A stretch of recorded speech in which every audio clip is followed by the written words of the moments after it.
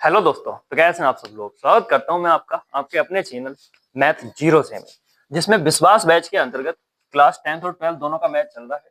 ठीक है भाई, आज जो है हम 12th मैथ की बात करने वाले हैं।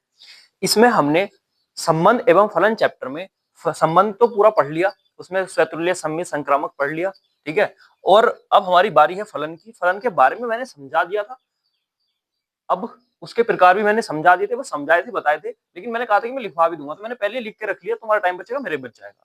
देखो, अब इसमें क्या करना है कि एककी क्या होता है, आच्छादक क्या होता है।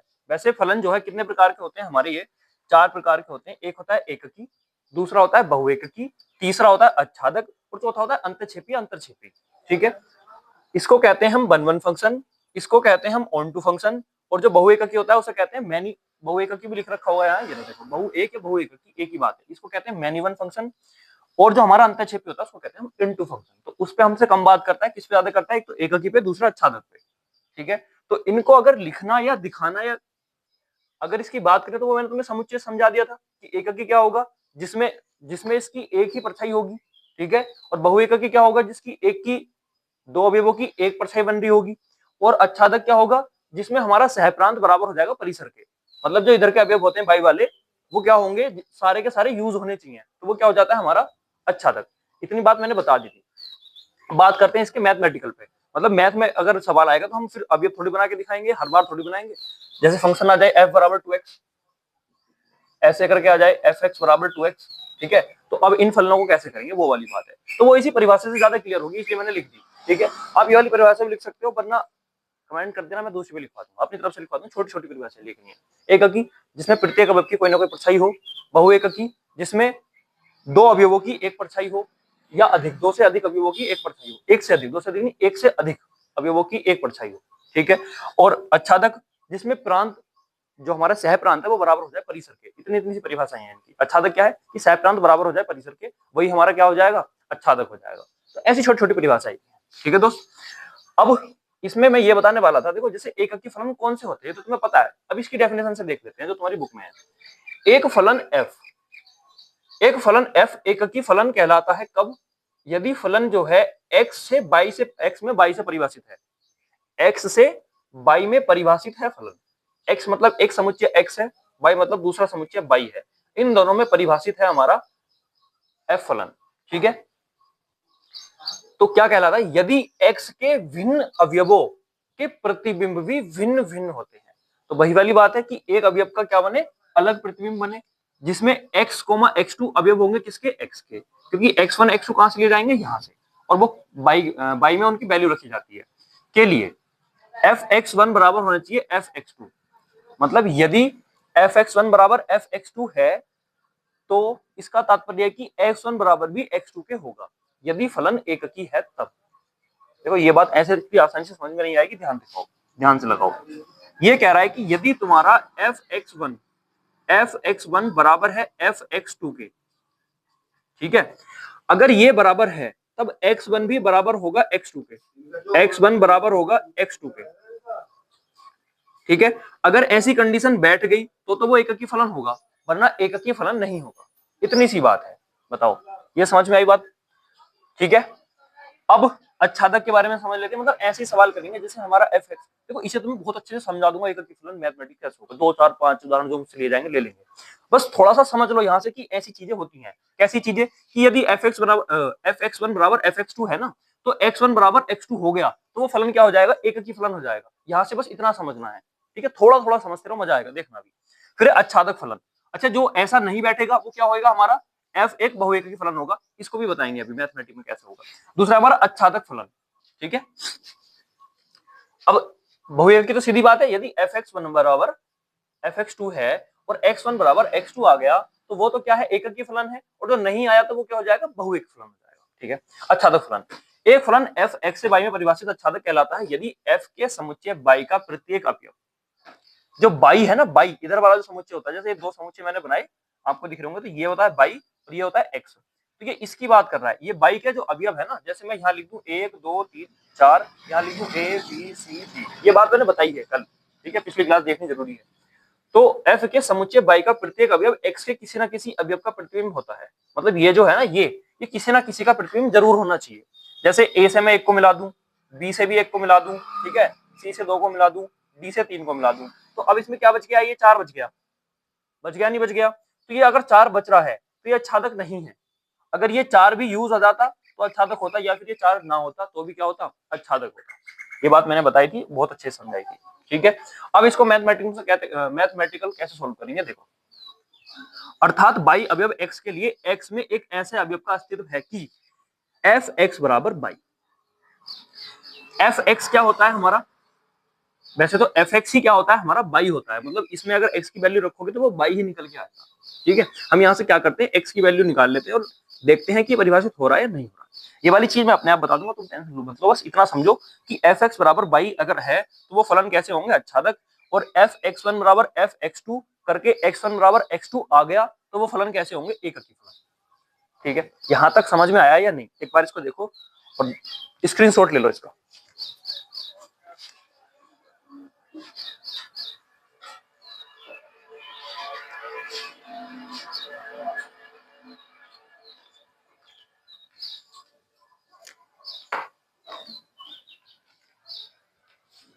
ठीक है भाई, इसको रफ करते हैं अब।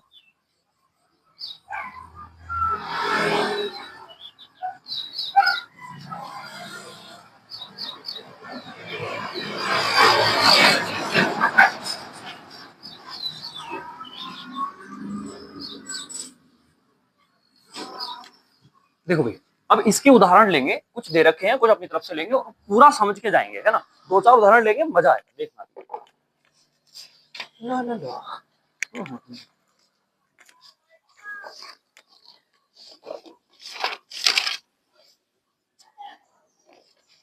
देखो, जैसे मैं तुमसे कहूं, पहला क्वेश्चन लेता हूं मैं, ठीक है। ये एनसीईआरटी में तुम्हें नहीं मिलेगा, दूसरी बुक से है ना, बुक से ही है।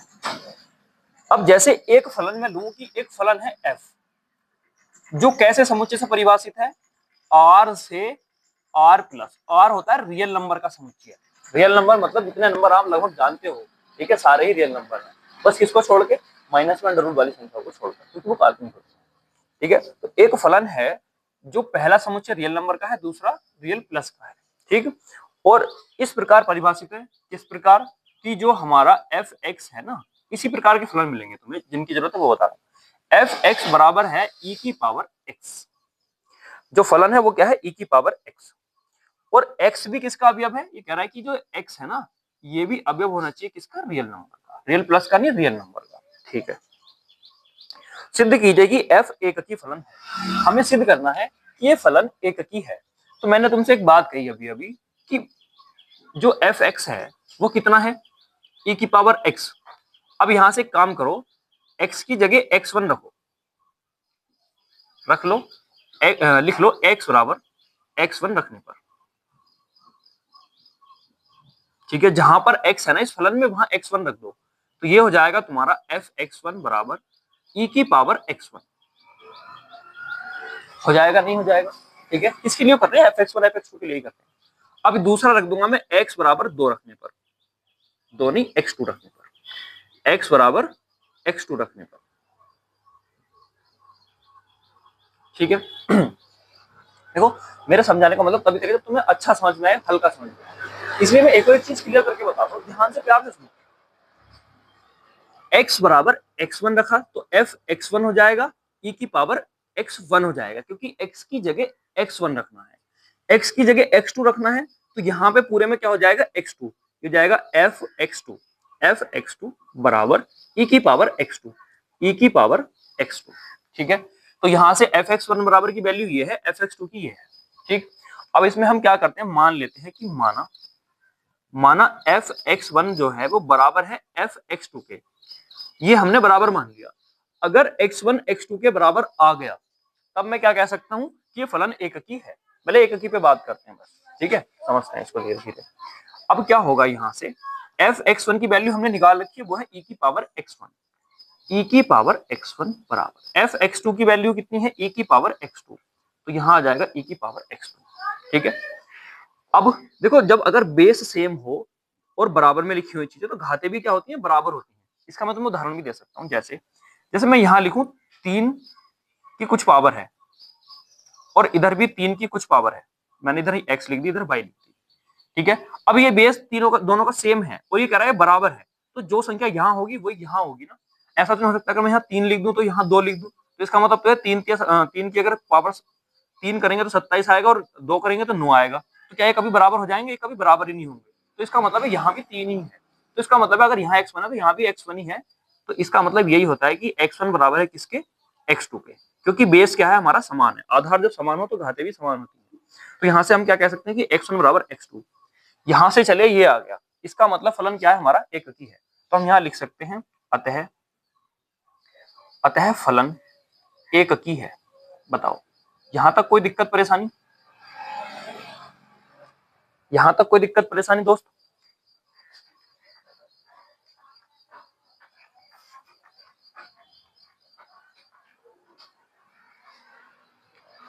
ठीक है, यहां तक नहीं होनी चाहिए, है ना।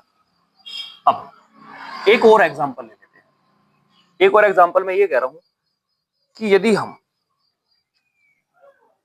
एक एग्जांपल और लेके अगर इसको समझे, जैसे कि फलन है एक, ठीक है, और ये परिभाषित है रियल नंबर से रियल नंबर में, और फलन किस प्रकार दे रखा है हमें? फलन है 5x प्लस का 7, ये एक फलन दे रखा है, ठीक है। अब हमें इसमें भी सेम सिद्ध करना है कि ये एककी है या नहीं है। अच्छा, बात समझ में आ रही है? बड़े प्यार से और इतने सारी समझा, जिसे कुछ नहीं आता ना वो भी सीख के जाएगा, और यही मेरा उद्देश्य है। अगर मैं यूट्यूब पे हूं तो इसलिए हूं कि बहुत भारी चीज को हल्का करके समझा सकूं। अगर मुझसे ये नहीं हो पाया तो फिर बेकार, ठीक है। कमेंट करके जरूर बताना कि आपको ये समझ में आया और आसानी से आया, ठीक है, जरूर बताना। अभी हो जाएगा 5x बराबर 5x प्लस 7। अब यहाँ में सीधी बात वही है, वो क्या है कि इसकी x की जगह x1 रखो और x2 रखो, ठीक है, अगर एककी सिद्ध करना है तो मैं यहाँ लिखूंगा x बराबर x1 रखने पर, ठीक है, लिख लेना। चलो लिख देता हूँ, रखने पर। तो यहां तुम रखोगे तो ये हो जाएगा तुम्हारा f(x1), x की जगह क्या रख दिया? x1। ऐसे यहां हो जाएगा 5x1 प्लस का 7, ठीक है। फिर रख दोगे तुम x बराबर x2 रखने पर, इतना रखा। अब यहां से क्या हो जाएगा? जो तुम्हारा fx है वो x2 हो जाएगा, बराबर ये हो जाएगा 5, ये x की जगह x2 प्लस का 7, ठीक है। अब यहां हम क्या करते हैं? मानते हैं, माना fx1 जो है ना वो बराबर है fx2 के, ठीक है, एक के लिए सिद्ध कर रहे हैं, टेंशन नॉट। तो ये हो जाएगा fx1 की वैल्यू कितनी है? 5x1 प्लस का 7 बराबर, जो हमारा fx2 इसकी वैल्यू कितनी है? 5x2 प्लस 7, 5x2 प्लस 7, ठीक है मित्र। अब देखो ये प्लस का 7 है, बराबर के उधर जाऊंगा तो माइनस का 7 आएगा, तो ये आ जाएगा हमारा 5x2 प्लस का 7, उधर जाएगा माइनस का 7, कट जाएगा, ठीक है। तो यहां से क्या बचा? यहां से बचा 5x1 बराबर 5x2। अब ये 5 से 5 कट जाएगा, क्यों? इधर गुणा में है, उधर लेके जाओगे भाग में, कट जाएगा, तो यहीं भी कट सकता है, ठीक। तो यहां से जो तुम्हारा निकल के आएगा वो आएगा x1 बराबर x2, और अगर ये आ गया तो इसका मतलब है कि फलन जो है तुम्हारा वो एककी है। तो यहां लिख दोगे अतः फलन एककी फलन है, एककी फलन है, ऐसे है। बताओ एककी को सिद्ध करना आया? मजा आया नहीं? इतना बताओ जल्दी से, मजा आ रहा है नहीं? ठीक है, और एग्जांपल लेते हैं, तुम भी करके देखो, एक आध मैं देता हूं।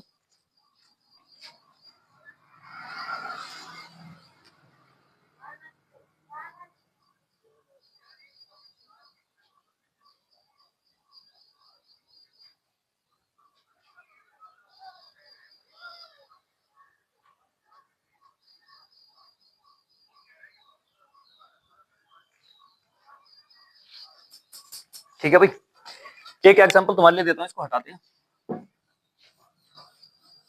वीडियो को रोक के करके देखना और फिर देखना कि मैंने कैसे किया है, तभी समझ में आएगा और मजा भी आएगा समझ में। ये जो चैप्टर है ना, ये एककी वाला और ये फलन वाला, संबंध एवं फलन, ये बड़ा भारी लगता है और इसको बड़े आसानी से समझो, बड़े प्यार से। जितने ज्यादा एग्जाम्पल हो उतने ज्यादा एग्जाम्पल करो इस पे, तब मजा आता है। अब देखो जैसे एक और फलन मैं ले लेता हूं,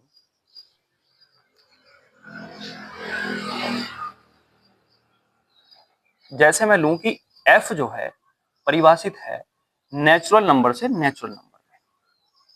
ठीक है, ये नेचुरल नंबर होते हैं, एक से शुरू होते हैं, इन्फिनिट तक चलते हैं, पॉइंट वाली संख्या नहीं आती है, पूर्ण अंक आते हैं 1 2 3 4 5 ऐसे। और एक फलन ले लूं कि fx बराबर है 3x, चलो 3x + 2 ले लेता हूं, थोड़ा और मजा आएगा। ऐसे ले लिया। अब इसको पहले तो वीडियो रोको, इसको करके देखो, फिर मेरा देखना, मैं करा रहा हूं इतने, है ना। अब इसमें क्या करेंगे हम, वही वाली बात है सीधा कि x बराबर x1 रखने पर, x बराबर x1 रखने पर रख दिया तो क्या हो जाएगा, ये जो fx है ये x1 हो जाएगा, वैसे जो 3x है 3x1 हो जाएगा और ये प्लस का 2 हो जाएगा। दूसरा रखेंगे हम x बराबर x2 रखने पर। ठीक है, अब जैसे मैं x1 बराबर x2 रखूंगा तो ये आ जाएगा तुम्हारा fx2 बराबर 3x2 प्लस का 2। ठीक है, ऐसा आ जाएगा। अब मैं क्या करूंगा, यहां पर मानूंगा कि माना fx1 बराबर fx2, ये माना x1 की वैल्यू कितनी है भाई 3x1 प्लस का 2 और fx2 की वैल्यू कितनी है 3x2 प्लस का 2। अब क्या करेंगे, इस दो को उधर लेके जाएंगे, 3x1 बराबर 3x2 प्लस 2 माइनस 2, क्यों, इधर प्लस में था उधर माइनस में जाएगा, कट जाएगा। ठीक है, अब ये बचेगा तुम्हारा 3x1 बराबर 3x2। देखो जिसे पहला समझ में नहीं आता है कैसे कटा, ऐसे करो, x1 बराबर x2 और ये 3 है और ये भाग में आएगा 3, ये 3 से 3 कट जाएगा, तो ऐसे करके कटा था पहले भी। इधर को देख लेते हैं, तो ये आ गया हमारा x1 बराबर का x2, ऐसे हुआ।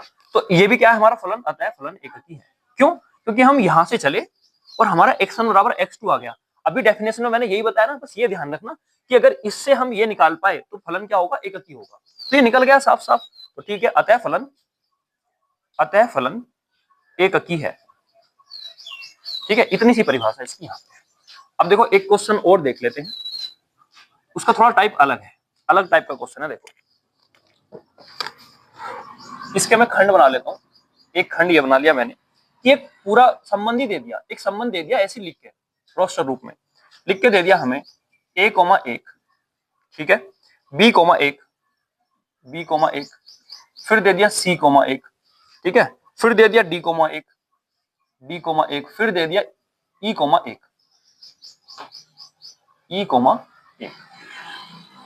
एक अगला उदाहरण इसका हमें दिया, थोड़ा गैप दे देता हूँ यहाँ, जैसे हम लिख लें 3,2 है ना, इसको पूरा समुच्चय रूप में लिखते हैं वैसे, है ना, ये समुच्चय का ब्रैकेट होता है समुच्चय को दिखाने का। 3,2, 6,4, ठीक है, फिर है 9,2 और 12,4, ठीक है, और इसको बंद कर देते हैं। एक और एग्जांपल इसी का सी ले लेते हैं, एक है a,1, फिर है b,2 और फिर है c,3 और फिर है d,4। ऐसे एग्जांपल दे और हमसे पूछ ले कि बताओ ये फलन एककी है, बहुएककी है, अच्छादक है, ये किस प्रकार के फलन हो सकते हैं जिनका हमारा संबंध इस प्रकार बना हुआ है, तो ये किस प्रकार के फलन हो सकते हैं। तो पहले तो फलन होने की कंडीशन को कंप्लीट करना चाहिए, मतलब जो इधर वाले अवयव है ना, ए है जैसे बी है, तो ये ए के अवयव की दो परछाई नहीं बनती हुई होनी चाहिए, ऐसे है।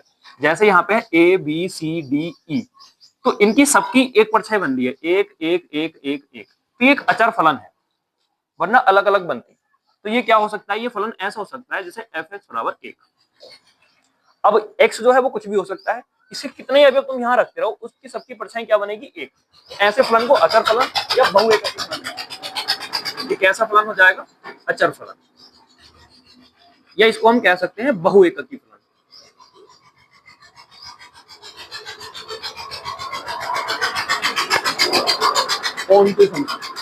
ठीक है, अब ऐसे ही अगर इसका बी एग्जांपल हम देखें, इसमें क्या है 3,2, 6,4, 9,2, 12,4, तो एक अवयव की एक से ज्यादा तो संबंध है नहीं। ये भी ध्यान रखना, जो हमारे यहाँ लिखे होते हैं ना, ये यहाँ जो लिखे हुए हैं ये दोबारा रिपीट नहीं होना चाहिए। मतलब जैसे 3 की परछाई 2 है तो 3 की परछाई कोई और नहीं होनी चाहिए, अगर ऐसी हो गई तो वो फिर फलन नहीं है। समझ रहे हो बात, ठीक है। अब देखो 3,2 है, यानी 3 का रिलेशन 2 से है, 6 का 4 से है, और 9 का भी किससे है, 2 से है, और 12 का 4 से है। यहाँ देखो 3 का भी 2 से है और 9 का भी 2 से है। इसका मतलब ये है, ऐसे करके बना लूं अगर मैं, और मैं यहाँ लिखूं 3, 6, 9, 12 और यहाँ लिखूं मैं 2, 4, 2, 4, 4। ऐसे 6 का 4 से है तो 12 का भी किससे है? 4 से। तो ये पता है कैसा फलन है? ये ऐसा फलन है मेरे दोस्त, यहाँ सिर्फ 2 है, यहाँ सिर्फ 4 है। 3 की परछाई 2 से, 6 की परछाई 4 से, 9 की परछाई 2 से और 12 की परछाई 4 से। तो इसका मतलब है कि फलन तो बन रहा है, क्योंकि एक की 2 परछाई नहीं हो रही, 2 की 1 हो सकती है, कोई दिक्कत नहीं है उसमें। फलन की परिभाषा मैंने बताई थी, सब देख लेना। ठीक है, ऐसा ऐसा संबंध बना हुआ है, ये रोस्टर रूप में लिख के दिया है। तो ये कैसा फलन है भाई? बहुएककी फलन है। ये हमारा कैसा हो जाएगा? बहुएककी फलन। बहुएककी फलन। ठीक है, ये कैसा फलन है? बहुएककी फलन। अब इसको देखो, a,1, b,2, c,3, d,4 सारे अलग अलग है, इसकी परछाई अलग है। इसको अगर मैं तुम्हें बना के दिखाऊं ना, बना के, तो कैसा बनेगा? देखो, इधर a, इधर b, इधर c और d, इधर जाएगा 1, 2, 3, 4, ऐसे तो बनेगा। तो a का सीधा सीधा 1 से है, b का सीधा सीधा 2 से है, c का सीधा सीधा 3 से है और d का सीधा सीधा रिलेशन 4 से है। ऐसे फलन कौन से होते हैं? एककी फलन। तो ये फलन जो है हमारा एककी फलन है, एककी फलन। बताओ भाई दोस्त, यहां तक समझ में आया? मजा आया समझने में? नहीं? देखो, ऐसे एग्जाम्पल एनसीईआरटी में नहीं है, लेकिन ये बेस तैयार करने के लिए जरूरी है, क्योंकि जब एग्जाम में सवाल आते हैं ना, तो वो ऐसे भी आ सकते हैं, ऐसे भी आ सकते हैं, बहुत घूम के भी आ जाता है कोई। उसमें हमें चीजें, बेस बहुत मजबूत होना चाहिए अगर हमें एग्जाम के सवाल क्लियर करने हैं तो। ठीक है दोस्त, अगर एनसीईआरटी भरोसा करोगे तो फिर लटके रह जाओगे। वैसे रिलेटेड तो उससे होता है, पर अलग एग्जाम्पल अगर पढ़ोगे तो और भी ज्यादा मजा आएगा। ठीक है, तो ये मैंने बताया। अब देखो 10वें के, अगर तुमने कल वाली वीडियो देखी हो ना, तो 10वें का दो क्वेश्चन रह रहे थे, 2-3, तो वो तुम उन्हें पीछे से कर लेना, वरना कमेंट में बता देना, मैं दोबारा करा दूंगा। उसके 2 पार्ट करा दिए थे, तीसरे पे जब ध्यान नहीं आया था, और तीसरे फिर नीचे को रह गए थे, तीसरा चौथा 5, 3 खंड रह गए थे। पीछे से अगर तुम देखोगे तुम्हें मिल जाएंगे, नहीं मिल रहे हो तो मुझसे पूछ लेना। ठीक है दोस्त, अब इस वीडियो को यहीं एंड करते हैं, और आज मैं तुम्हें घर के लिए क्वेश्चन दे रहा हूँ। घर के लिए क्वेश्चन है कि एफ जो है इसमें ही है, और जो फलन है ना हमारा एफ एक्स बराबर है 2x, ये एफ एक्स बराबर 2x, ये तुम्हें घर से करके लाना है, और f जो है n से n में परिभाषित है। ठीक है मित्र, बाकी भाई अगर तुम्हें मजा आया तो एक बार लाइक जरूर करके जाएंगे, कहीं अगर नहीं आया समझ में तो कमेंट करके जाएंगे, और आसानी से समझ में आया हो तो लिखना कि सर बहुत मजे से आसानी से हमें समझ में आया। ठीक है दोस्त, अगर हमारे साथ जुड़ना चाहते हैं तो वीडियो के डिस्क्रिप्शन में लिंक पड़ा हुआ है चैनल का, आप जुड़ सकते हैं हमारे साथ। ठीक है, बाकी मिलते हैं आपसे अगली वीडियो में।